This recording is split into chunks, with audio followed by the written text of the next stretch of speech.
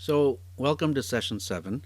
In the last session, we had a look at two additional needs as part of our needs analysis document, specifically the need to connect with other systems to share data, and also the need for reports, different complexities of reports. In this session, we're going to look at what happens after our needs analysis is complete. What happens after we purchase the system, have it installed? Well, we need to properly implement it so that we can take the most advantage of it and everything goes smoothly. Now, we're also then going to move on to this new exciting topic called HR research, which is less about research and more about an attitude in HR, about the professional practice of HR, how we look at our workforce, how we try to condition or make changes to our workforce to be more strategic, more fine tuned, and more optimized. So we have a few sessions on that. Quite interesting stuff. We're going to discuss a lot of things about who our workforce is, what they do, how we could look at them from different views, and then also how to identify and benchmark various issues or behaviors that we find and how to affect the change. So let's take a view where we're at up to this point. You started off with a vision and some excitement about getting HRIS into your HR department. You are the champion in your department to do this. You've managed to convince your boss and other users that HRIS is a great idea to take your department and your organization forward into the future. Think more strategically, have more time available, do more value added HR work. So you did an ROI, you convinced everybody it's a great idea. You then proceeded to complete a thorough needs analysis document, and we looked at several sections related to that so that you know exactly what you need right down to great detail. So when you go to market and you look at different vendors that are going to sell you this HRIS software, and or maybe custom build one, then they can work off of a needs analysis so none of the needs are met. So you did go out and you purchased an HRIS. Finance people helped you, purchasing people helped you with that. Quite often consultants help you with that. Now, I won't get into that in detail, but if you are interested in that part of an HRIS project, if you're involved with it, please refer to my HRIS toolkit and you'll get some pointers there as well. Now, the next thing is to think about what do we do? So let's say you have the HRIS, it's been purchased, IT has installed it. You now need to implement it. And implementation, we'll just quickly go over here because most of you will not be involved in an implementation in real life. But if you're in a smaller mid-sized organization that doesn't have an IT department, then you might be involved. And it's always a good idea to learn how implementation works. So the full notes are in the HRS toolkit if you ever need to refer to them in the future. Now, the process, the way I've designed it, is an 8-step process. And I've gotten this from different size companies, small, medium, large companies that I've implemented over 100 of these. And I thought, what's the best approach to tell people of how to proceed? Okay, now remember, if you're in a larger organization that maybe has ERP or robust IT department, you wouldn't be controlling a lot of this anyways. You'd be a part of it, but it's good to understand. So first thing in implementation, and remember, you can't just buy software, install it, and tell people to start using it. That's like buying a house and then telling your family one day, hey, move in and start using it. No, there's a process to it, right? And we're going to start by identifying socio-technical issues. And that means people interacting with technology when it creates stress or anxiety, especially with people who are really good at their jobs in HR. They're really good at what they do, but they came from an old school. Maybe they started years ago and they can't embrace the technology the way maybe you would. Or it might be younger people as well. That's not the point. The point is you understand who is at what level. How will they embrace this change? Because HRIS will change the way they do HR. Everything will be digital, electronic now, and it's a good thing. So you would use techniques to help people cope with socio-technical stress, help them deal with it. Things like additional time, customized training, even games, maybe a buddy system.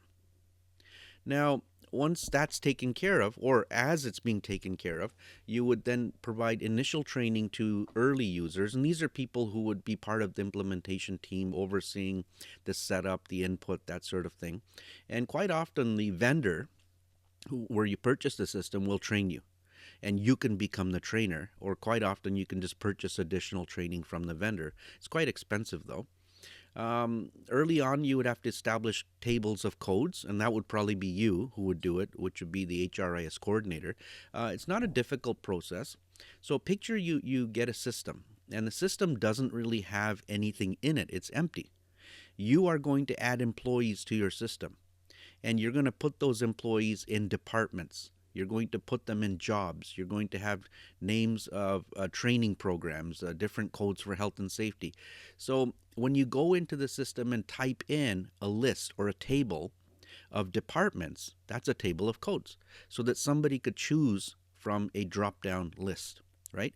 Security levels, security accounts, login accounts, things like that.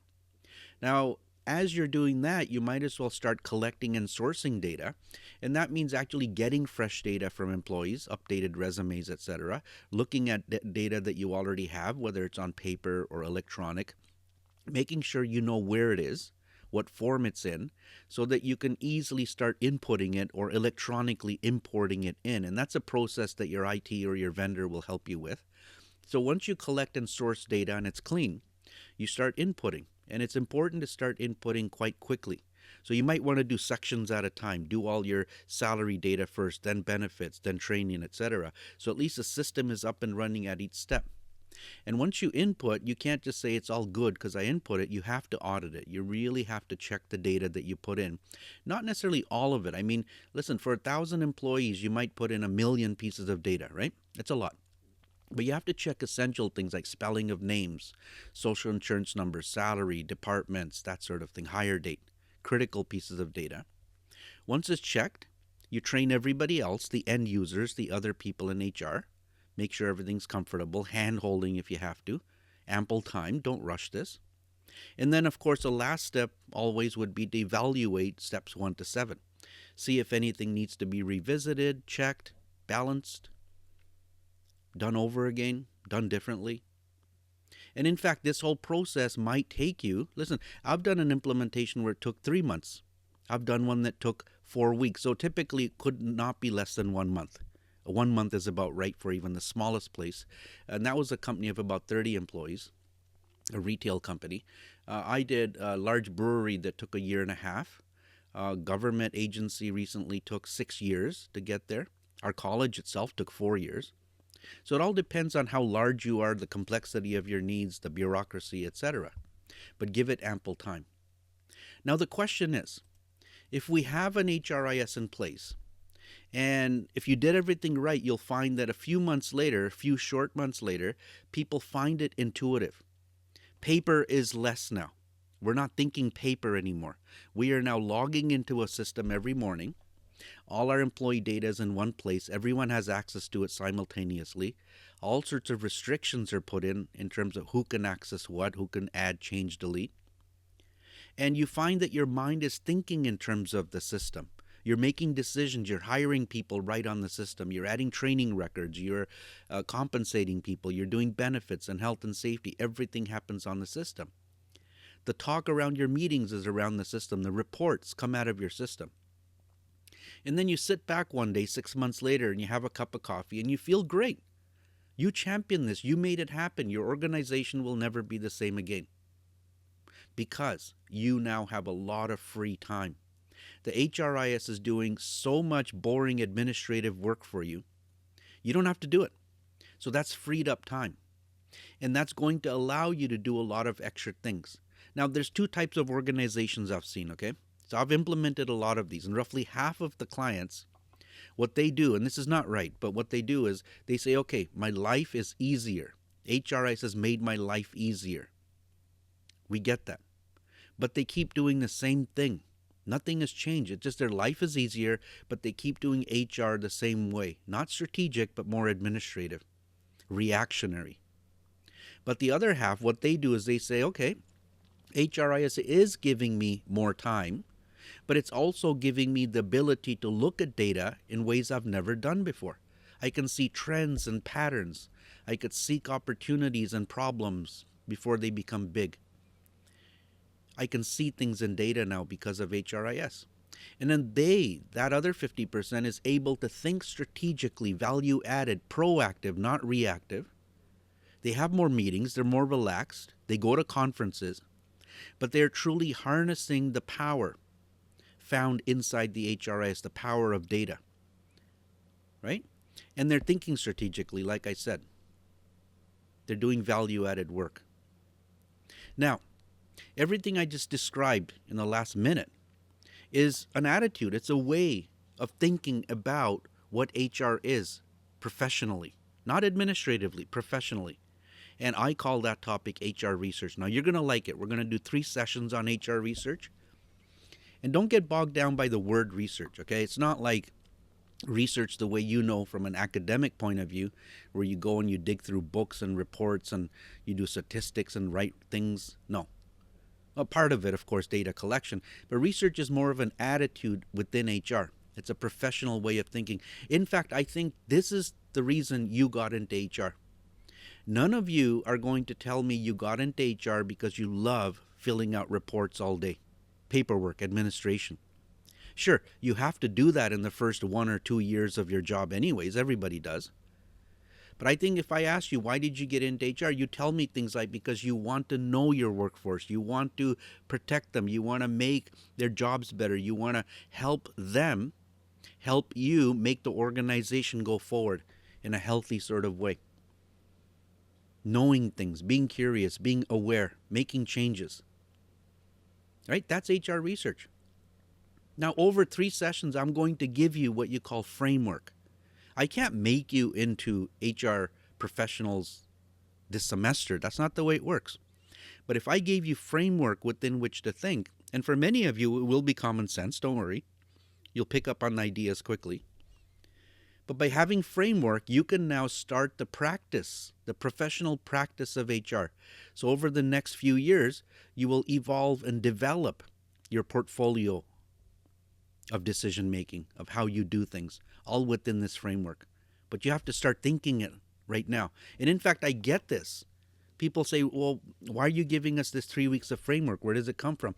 Listen, I've talked to a lot of people, high level, directors, VPs, clients, and I pick their brains over coffee and I ask them, what makes you think the way you do? Why are you so successful? Why can you make decisions that are accurate quickly before anybody else? In fact, why are you getting paid all the big dollars? And they tell me all these words and these ideas. It's mostly about their attitude, how they think. But it all boils down to their access to intelligence, business intelligence, data, information about people, having it quickly, accurately. Now, of course, remember, HRIS is just one thing. It's just software, but you're also surrounding yourself with Excel and pivots and lots of good, intelligent people as well. Now, let me get to HR research. What does HR research mean to me? Let me break it down to 4 words and it'll make sense, okay? And I'm going to break these words down. It's not a sentence. But to me, HR research is the continual measurement and conditioning of workforce behavior. Now, let's talk about each word, okay? What does measurement mean? I mean, you all know what measurement is. You measure things. We've done a lot of measurements already in Excel. Think about it. Every number is a measurement. And the official word for measurement is metrics. Metrics. So a metric is a result of metrics. Metrics is what you do. The metric is the result. Look, it could be as simple as counting the number of people you have. That's a metric, right? How do you count them? I don't know. Physically, electronically, who knows? Metric could be something like a behavior that you measure, absenteeism, presenteeism, turnover, rule violations, productivity, quality, teamwork ability.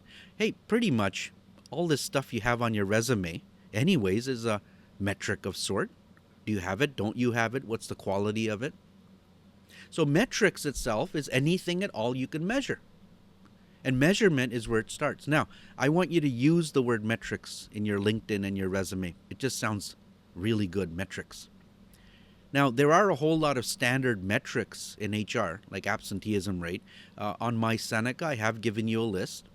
In my course, we did a few. In Pivots, we'll do a few more. In your other courses, there's tons of metrics. We'll talk about that in a future slide. But I want to cover off this data collection. I mean, if you're going to measure something, count something, or get qualitative data about something, you need to use data collection. And I know you've heard this 50 times before, but let's just quickly go over it, okay? A questionnaire is not a data collection method, in my opinion. A questionnaire is simply a set of questions you want answered. That's it. You're curious. You're out to find something out. You set out to do that. So you formulate questions in your mind or on paper. What do you want answered? It's how you get them answered. That's the data collection method. I can use surveys, right? It could be electronic surveys. It could be paper surveys. And surveys are quick. You can give them out to thousands of people quickly. They're cheap, very low cost, but they're the least accurate because, you're not in front of the person. People can fraudulate. They can be biased for themselves.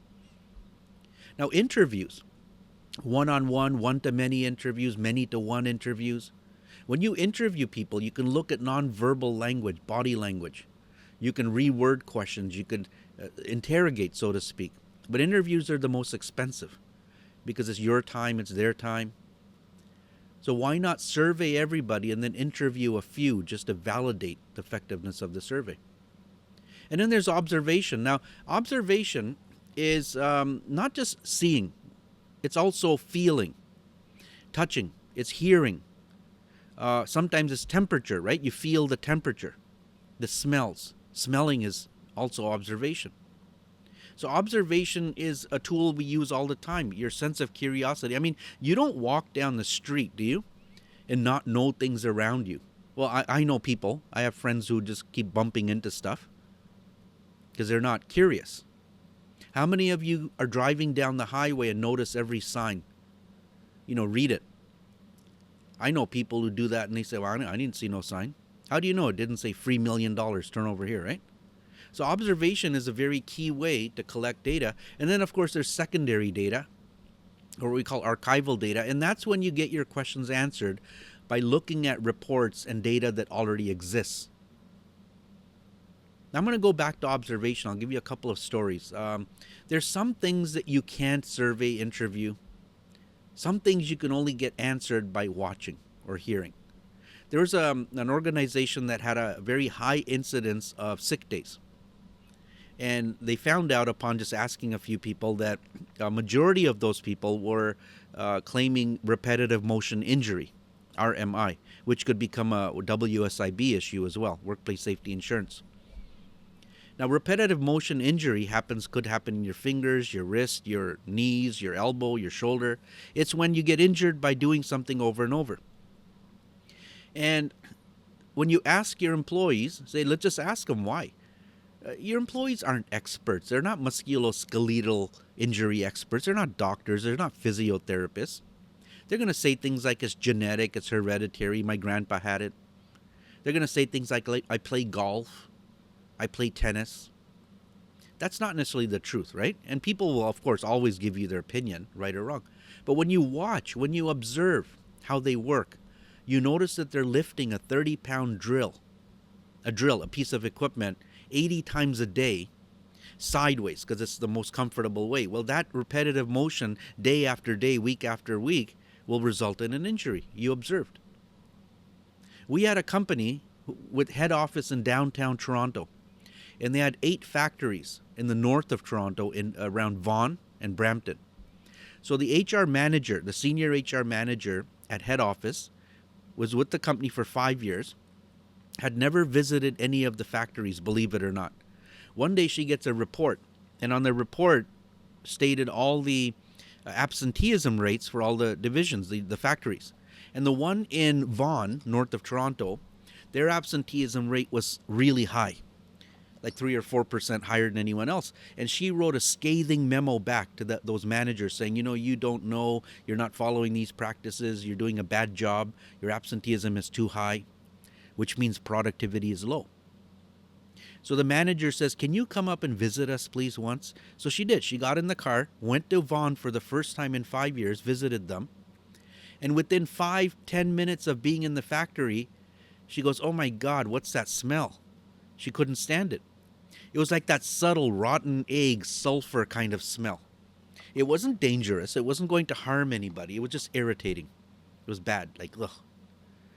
Now you have to ask yourself, nobody told her that. She didn't know. She smelled it. She observed it by smell that, wow, imagine working here 8 hours a day, 5 days a week after week. Of course you would tend to be more absent. The dirty, smelly workplace. You observe. That's how you find things out. Now remember we talked earlier when I gave you that diagram of HRIS where we had an input and outputs. And I asked you, what are the sources? What's the input? Input to an HRIS, your department, HR department, is data. What are the sources of that data? You have to feed your system with data, else it will starve. And I asked you to think about the sources of that data. Well, if you know the sources of where your data is coming from, then you actively and systematically go out and get it. Don't wait for it to come to you. You go and get it automatically. So I hope you had a chance to think about the sources. You know, your employees are number one source, managers, supervisors, government, media, news. You hear things not about employees, but you hear things about the economy, the inflation rate, your competition. It could be industry associations like HRPA or SHRM that give you data. Now, if we are going to measure something, who are we measuring it about? Well, it's called a workforce. Now, I know you're kind of new to HR. You might not be a business person, but we have to think about the word workforce because a lot of people just think of people as people, my employees. But you really need to start appreciating that your employees are not just a group, a bundle of, let's say, 1,000 people. You need to know how to break them down and stratify them, segment them, slice and dice them. Now, Pivots really does a great job with this. Excel does a great job. Your HRS will do a great job. But think about, how do you break your employees down? Well, sometimes you look at it from a point of view of all 1,000 employees together.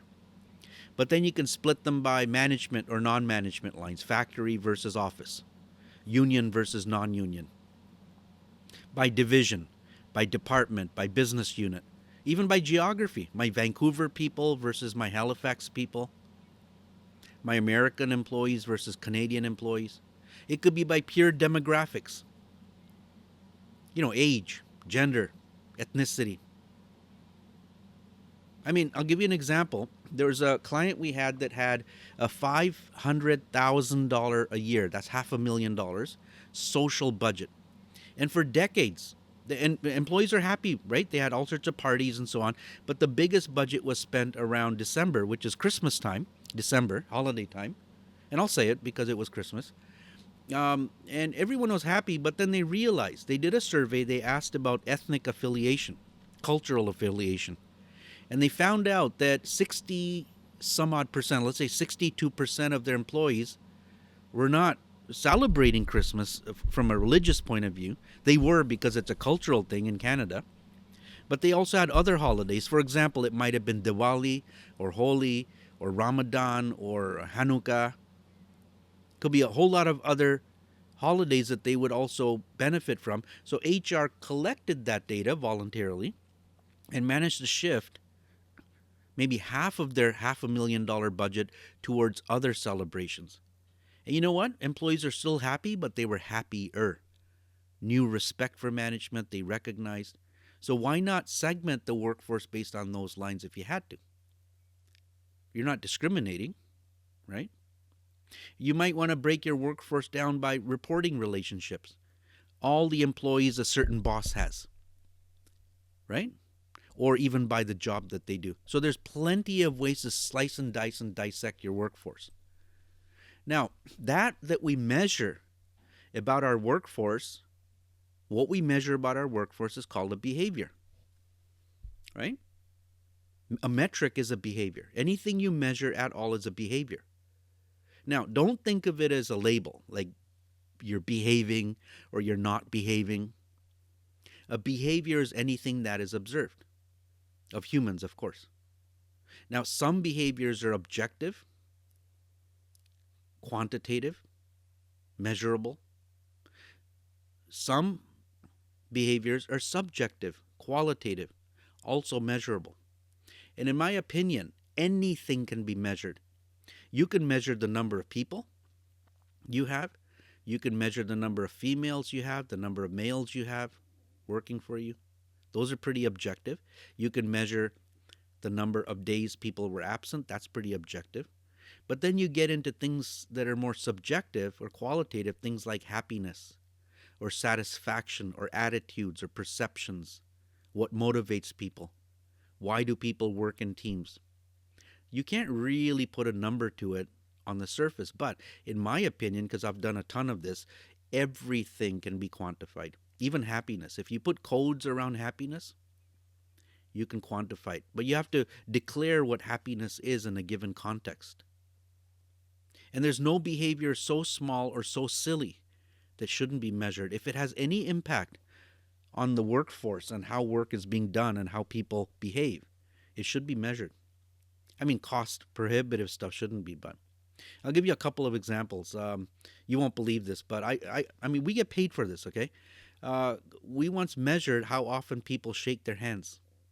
I don't mean shake hands like, hello, I'll shake your hand. I mean, actually flap your hands in the air to get, to cool them down. And you have to wonder, why would employees do that and why do we care? We care if on average they're doing it 6 to 8 minutes. Times 5,000 employees, that's a lot of minutes. And you get to the root cause of why they're flapping their hands in the air. It's because they're touching warm parts out of a machine. And when you touch, 20 parts an hour, your hands start to get really warm and they feel irritated, so you cool them down.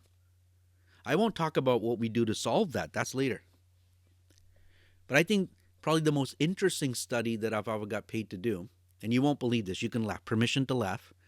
The official title the client wanted was scientific title. It was the severity and frequency of occasional nose picking in a clean room environment. Oh yeah, nose picking.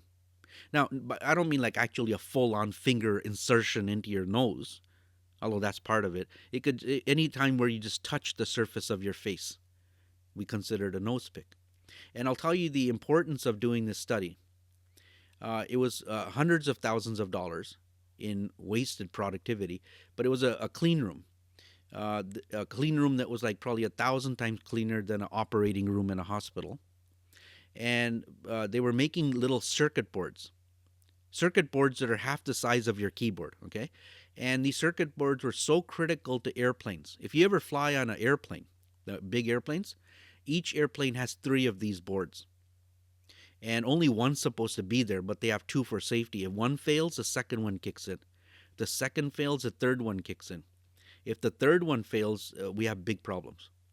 So you can imagine that room has to be so clean that nothing, no dust, no residue, nothing can get in. But because it was dry, people would then touch their surface of their face. And there's residue, there's oils. And then I won't explain the whole story to you, but if you touch anything in that room, the whole room has to be shut down for upwards of an hour. You have to go out and scrub and de-scrub. In fact, to enter the room, you have to enter a chamber where both doors get sucked closed. All the air gets vacuumed out. There's no air in it for about 10 seconds. And the employees are actually trained to breathe or not breathe during 10 seconds. So every speck of dust is out. And then people come in and they do their job. But it was just human nature that they would touch a portion of their face and get residue on. But if you do touch anything, everybody has to leave. The whole room has to be scrubbed. And that would cost you a lot of money. Now, you wouldn't want an employee to touch a part and say, oops, okay, let it go. No. It goes on an aircraft. They wouldn't do that. So that was the purpose of this little study, okay? Now, when you measure something about your workforce, when you measure a behavior, you then have to assess it. Now, assessment is something you are all good at. You've been good at since you were children. In fact, babies know how to assess. It's a innate, natural thing. For example, diaper, wet, rash, itch, cry, laugh, cry. Okay, cry, get attention. Attention, do it again, get more attention. It's an assessment. Baby assesses, should I or what should I do? And there's some sort of benchmark. I mean, tolerance for pain would be the benchmark. It's a rash. It itches, baby cries. I don't know if that makes sense, but anyways. Imagine this. We look at our employees. We measure something about our employees. For example, absenteeism or productivity. And we right away have to assess it. Is it good or bad? Well, when you label good or bad, or what I call dysfunctional bad or functional good, or how dysfunctional or how functional, to what degree, we have to assess it against a point. That point is called a benchmark or a standard. It's your neutral point. It's that one acceptable point. You're either better than it, you're at it, or you're below it. And we do that all the time as humans. Think about it. You judge what other people do, and right away you say, well, that's horrible. Right? Like, take a look at the elections going on in any country, let's say the US, and you wonder, well, you say one person, one politician's not that good. How dare they do that? But there's plenty of voters who say, well, that's okay. Nothing wrong with it. And you have to appreciate that, because differences in how we view the neutral level, the benchmark acceptable level, stems from a lot of different things. From your value system, your beliefs, your ethics. And we'll talk about that later as well. But when an organization sets a standard, it could be too low, so you'll beat it every time. It could be set too high, that you'll never become better than it. But quite often, we get our standards from agencies. Canadian Standards Association. We get our standards from governments. As an example, minimum wage. We don't make it up. Government does. We get, speeding limit. We get the maximum hours that an employee can work in a week. At what point do you go on overtime pay? Those are all standards given to us.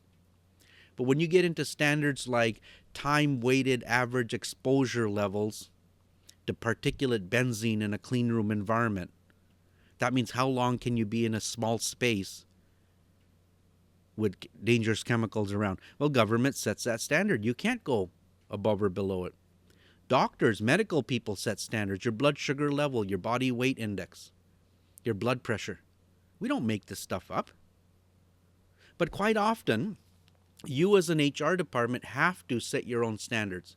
For example, what is your tolerance for absenteeism? There's no law that says it. Well, we look at our history to set our standards, which has to be achievable, doable, right? Then we look at history. Where were we in the past? Not too far back, but we have to look at time. But also our competition, our industry, and associations publish this data. They tell you in your industry, in your area, this is the number that's normal. And then you make a judgment call, right? So what works for you? And here, I'll give you an example. Let's say my absenteeism right now is 12%. Now, if you don't know what absenteeism rate is, the simplest way to look at it is you count all the days people didn't work and divide by the number of days they should have worked. So if you missed 10 days out of 100 days you should have worked, that's 10% absenteeism, right? But you do it for everybody. And in fact, in pivots, we're going to do that same calculation for a lot of people. Now, 12% absenteeism in the last year. I'll ask you, is it good, bad? Is it dysfunctional, neutral? Is it okay? Is it functional, very functional? Well, you'd probably say by definition, 0 absenteeism is good. So 12 is horrible. Well, yeah, I guess it is. You can't get 0. I told you a number of 3 is about right, 3%. 0 is not possible. People do get sick. They do miss days. But 12% could be bad, horrific, or it could be good. There are industries right now where they have a part-time, transient workforce, where upwards of 20-25% absenteeism is okay. 12% would be awesome. But you go to a firm like my law firm where we tolerated 1.5% because we had a lot of wellness programs, quality of work-life balance programs, then our tolerance is low. At Seneca, you wouldn't want me to miss 12% of my classes, would you? No. 1 out of 12 maybe, but certainly not 12%. that make sense? So I want you to think about, and some of you can specialize in this area that sets standards and benchmarks for other organizations, because HR is starving for good benchmarks. In the absence of good benchmarks, managers just make them up. And quite often they're biased and they set them kind of low. Now, there's some organizations who don't mind. They operate at a low level anyways. Like if you're a company making cheap goods for dollar stores, quality, your tolerance might be very low because it doesn't matter how quality the product is. It's going to a dollar store. Customers don't mind if it's broken for $1. But if you're making medicines, I would assume that your tolerance will be quite high. But within the same industry, take Apple, for example. Apple set its standards across the board, including HR, very high. My law firm set its standards very high. We had competitor law firms who set their standards very low, or relatively low. They didn't hire based on strict criteria. They tolerated mistakes. Whereas our law firm was very strict and we hired the best. And that attracted more people because of it. We had high standards. A company like Berkshire Hathaway, owned by Warren Buffett, Berkshire Hathaway investment company, their standards are so high that even to get in, they're going to look for the best of the best of the best. But they'll guarantee you retire a millionaire. So you're going to spend years and years thinking about what standards are and question every standard. When your boss says you're above this or you're below it, question above or below what, based on what, and how old is it? Now, when you measure something about your workforce, a behavior, and you quickly assess it to be neutral, you decide to, okay, say, maintain the course, let it go, leave it alone. You might say, no, I want to make it better, more functional, so you raise the bar. You use things like training, compensation, incentives, even disciplinary action. You can technically fire people that are low. Fire all the red people down here, right? And hire more people that are above, and then raise the bar every year. You can look at a behavior if you assess it as dysfunctional and say, nope, I need to fix it and make it all neutral. And when everything is neutral, raise the bar, make it functional, and then raise the bar again. That's called fine-tuning and optimization in HR. But you can only see this if you have data in the first place, right? Now, when you do find something that you want to change, let's say it's dysfunctional, you have to fix it, that process is called conditioning. So when you measure something about your workforce, the behavior, you want to change it, we condition it. Now, listen, we're borrowing certain words from science. All this is based out of science anyways. I'm just taking as many science words out, getting them down to business level for you. But conditioning in that sense simply means changing it. We use policies and programs in HR to change the behavior.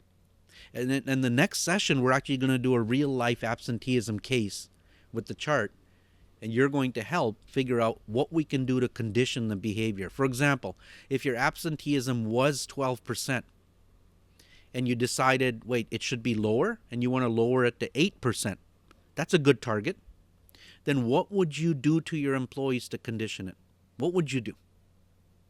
Think about it, okay? I mean, you might say things like give them incentives, wellness programs, exercise programs, better meals, working conditions. You might say training, maybe not, but it could be a lot of different things.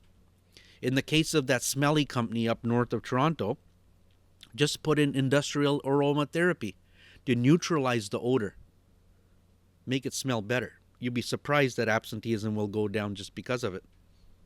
Okay, we'll talk about that later. Now, I do want to talk about a word called context, because everything we just talked about is not fixed. I mean, you can't read a case and say, hey, this is cool, it's going to apply to everywhere I go. No, you learn from it. Maybe it's old, maybe it's not new, I don't know. But you have to understand this thing called context. Now, many of you, well, you all know what context is. Context is like, when should I do where should I do, what should I do? Telling a joke with your family is different than telling a joke to your friends. Right? Different place, different people. But context, in fact, if you don't know, has 3 different elements to it. Context is based on your understanding and appreciation of people, demographics, the place, geographics, and the time, histographics. right? Now you're going to spend years and years getting good at these three things. Some of you already are. Like if I were to ask you, who here is a people person? Who knows people? Many of you will put up your hand and say, I know people. I can judge people. I can look at those people and tell them who they are, what they're thinking. I would ask you, who here does people watching? You ever done people watching? It's where you go to a mall or my favorite thing is to sit outside al fresco on a patio downtown and just watch people go by. Not in a nosy sort of intrusive sort of way, but then wonder what their story is. I observe, I watch behavior patterns, and I especially watch how people deal with younger people, anybody under the age of 12, because that shows you a lot. You can learn so much by watching younger people. Not in a sort of weird sort of way, but if you have access to nieces, nephews, watch. See what they do, how they do it. Don't let them know you're watching. But then if they're doing something bad, apply some sort of condition like a treatment. Yell at them, for example, or give them candy. And then see how their behavior changes. Right? You can learn so much. In fact, we borrowed a lot from that science, Pavlov and Skinner, like the operant conditioning. Cats and dogs, right? Humans are also living things. They react the same way. There's a root cause of why they do something. And if you apply the right stimulus, the right treatment to change that behavior, they will in fact change that behavior. Again, we'll get to more of that in the next session. But your understanding of people, different people,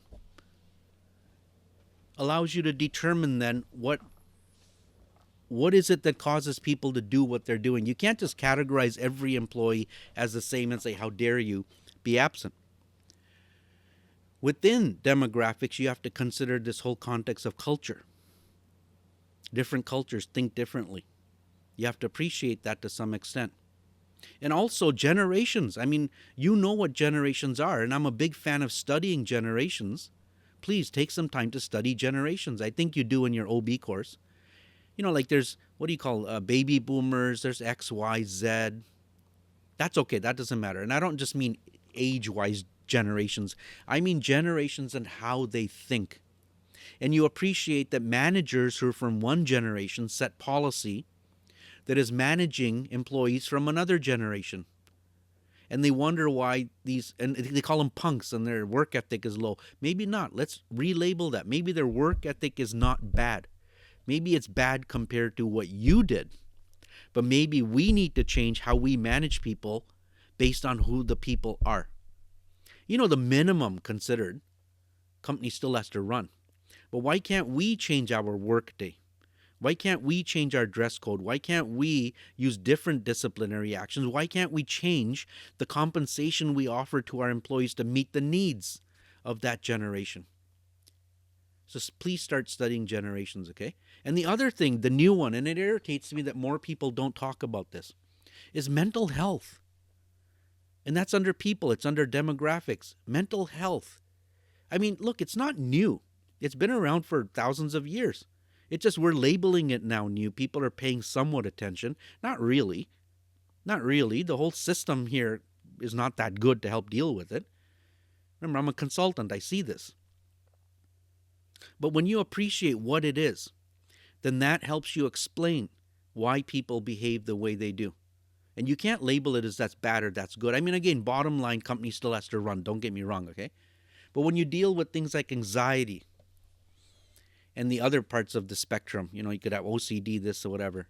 I won't get into that detail. Then you develop layers of emotional intelligence because you are now putting yourself in the shoes of people who are behaving a certain way. And there could be reasonable accommodations around it.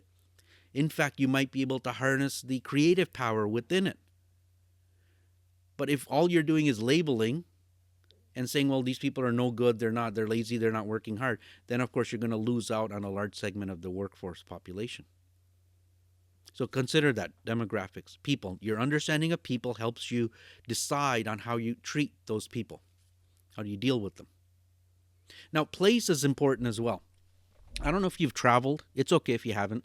But if you watch travel shows on TV, even those cooking shows that go around the world, you learn about different cultures. You learn about different people, even within Canada. I'll give you an example. We had a client So we flew out to Halifax, which is on the east coast of Canada, Atlantic Ocean, and we did a program. It was a very expensive program. It worked. It was very successful.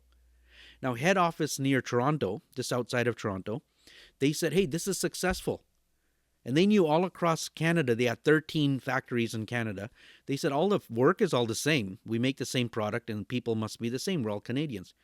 They immediately said it was close to $1 million.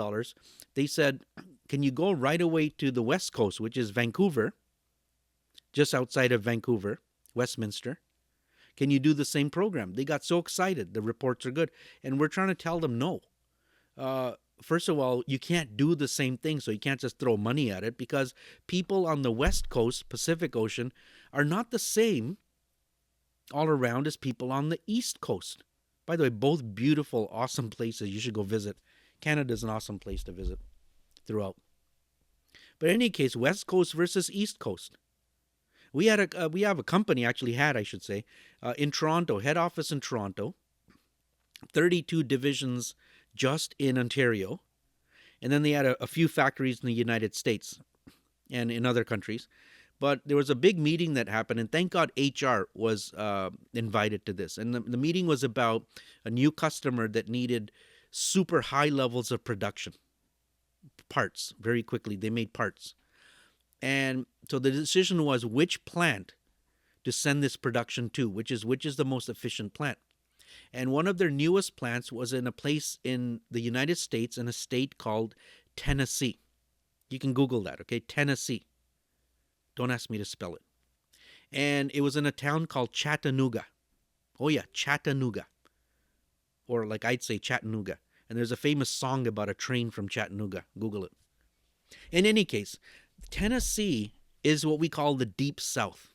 It's like way in the southern United States. And it's a mountainous region, so they would call mountain folk. Yeah, I'm allowed to say that.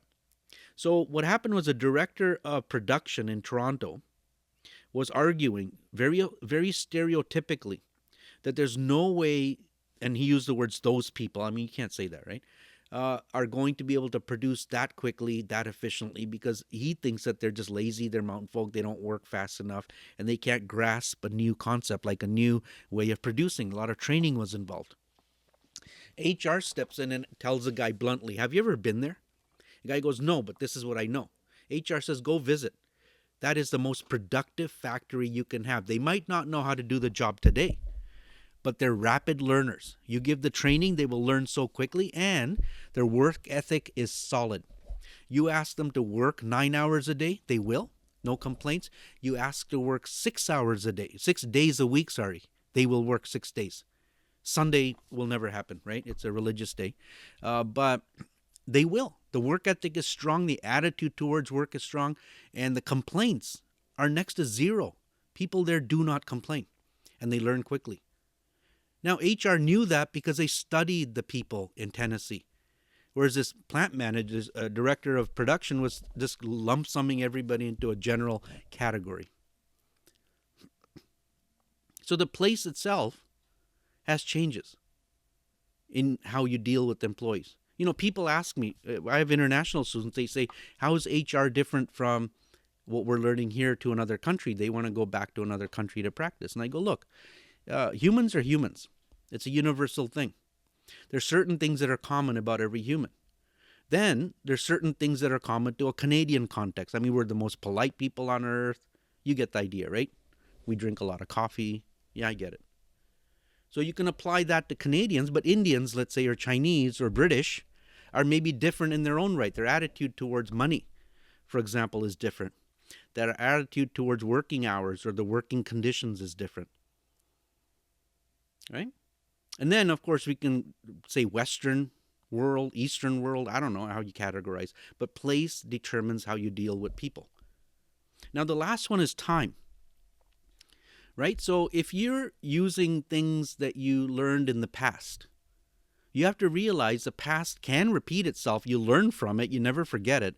But you can't apply it all the time. Right? And I'll tell you how far back in history you can go and still be safe. About 6 to 8 years. That's about it. Too many things change, okay? Half a generation changes in 8 years. Now, I want all of you to ask yourself right now, 10 years ago, how old were you?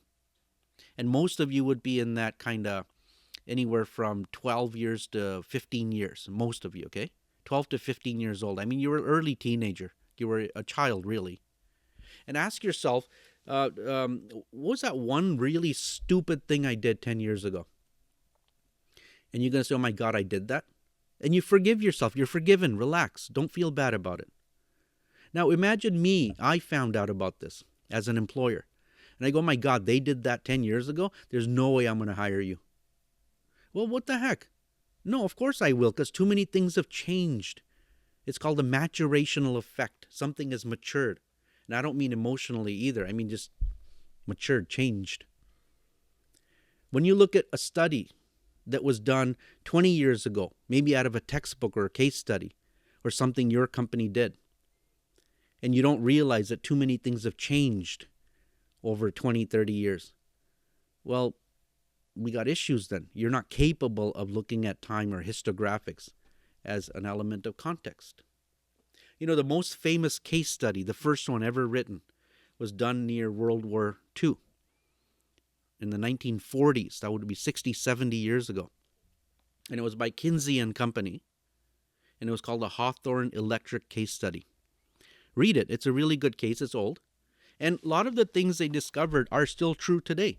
They're the ones who coined the term hygiene factors. And they're the ones who said simply by cleaning up the factory, making it less smelly, less dirty, is what motivated people to work differently. It wasn't the money. It wasn't threats or discipline. It was the working conditions. Of course that holds true, but the way they looked at it has changed over the years, partly because of generations and so on. So guys, always, always, for the rest of your HR professional practice, keep context in mind, because when you have context in mind, the decision you make reflects the people at this time, at this place. Make sense? And remember, I told you, I'll just remind you, we as HR professionals are like doctors. You are getting framework right now within which to practice HR. Doctors in medical school get framework. They're not doctors when they graduate. They get framework. Then they start practicing medicine. You will start practicing human resources so that when you're more senior, you'll be able to diagnose a problem with the workforce, come up with the best condition to treat, and you'll see the changes right away, just like a doctor. Now, one last thing. I want you to keep this in mind at all times. Now, we're borrowing this from the science world. It's called a scientific method. I'm going to call it the approach. Now, listen, drop the word scientific. Just call it the professional approach, okay? 5 things that you're continually going to practice in your mind. Think, breathe, live it. Let's start with curiosity and awareness. Always you're going to be curious and aware. You're going to notice things all around you. So the first thing is called driving motivation. Like any good scientist, in your case you're an HR scientist, if you don't have the drive, the motivation to notice things, to know your employees, to have your finger on the pulse of what your employees are up to and make that difference, that change. And I don't mean in a frou-frou sort of, hey, we're all kumbaya. Wait, I can't say that. You know what I mean? Like in that way that maybe could turn people off. Like soft. Because you get managers who'll use exact those words. Those are not necessarily my words. They'll call you soft, and that's a reputation HR has. That's not what I mean. I mean to have a tough driving motivation. I want to make a change. I want to make the company healthier and take my employees along with me. So when you have that, you're going to realize, hey, I need to continually observe my workforce, measure, find out what they're up to, have my finger on the pulse of my workforce at all times. And that's called systematic observation. You're going to systematically do it, not just do it. Do it in an official, formal way. Continually collecting data, surveying, talking to people, observing people, gathering data, keeping data. That's when you start noticing things, right? Then you can assess. Now, you're then constantly going to think in theoretical terms as well. Now, you're all good at theoretical thinking. Theoretical just means doesn't have to be real or not. It's just theoretically what's possible. Theoretically, I'm dreaming of inventing a flying machine. Wait, those are called airplanes. Where humans can fly without an airplane. Theoretically, it's possible. I don't know if it's probabilistic or realistic, but hey, maybe. But in HR, here's what you're going to do. And by the way, now your job is no longer 9 to 5. Your job is 24 hours a day. Everything you see, every person you meet, everything you see on the television, you're continuing, not in a preoccupied sort of way, but just subtly, you're going to ask yourself, how could this possibly impact my employees? Because those people I interact with on a daily basis everywhere, they are like my employees. And you're continually going to think in theoretical terms, what can I do to change that? What could possibly work? And you come up with all sorts of amazing ideas that are just theoretical, they're not proven. And they're part of your repertoire, your catalog of things that you can do. But then here's the key. This is where the big bucks are, okay? If you're then able to think in probabilistic terms, theoretically this could work to change my employees' behavior, right? You just came up with an idea because you saw something on TV. But probabilistically, what will work with my people at this place, at this time, context. Now, when you become good at thinking in probabilistic terms, you will pick things that are so accurate that that's where the big dollars are. That's what VPs, they make tons of money. Your doctor, same thing. Early on, they have to read books. There's lots of theoretically, this drug could work for what you're experiencing. But the more seasoned and more practiced a doctor is, they can just look at you and within 10 seconds say, yep, this is going to work for you, I know. Because they're able to, in their mind, put all sorts of things together about context, about you. And you become good at it. Don't worry if you can't do it today. And the last thing is you're going to systematically apply. Now, I'm going to use the word experimentation here, but going forward, don't use the word experimentation in HR ever, okay? It's application. You're not just going to do what you think will work. You're going to do it properly, systematically. Take notes. Do it in a timed manner. You're going to observe. For example, if you think training will fix a behavior, just doing training is not good enough. Doing it, then measuring it, seeing the validity of it, the effectiveness of it, the cost effectiveness of it, that is systematic. In fact, using control groups to test out your training first, that's systematic. And thank God we have tools like HRIS software, Excel, pivots, Tableau. All of this stuff will help you visualize your results so that it's not an overburdening task to do any of these. And you, my friends, now are on your way to the start of your professional HR practice. We'll see you in the next session.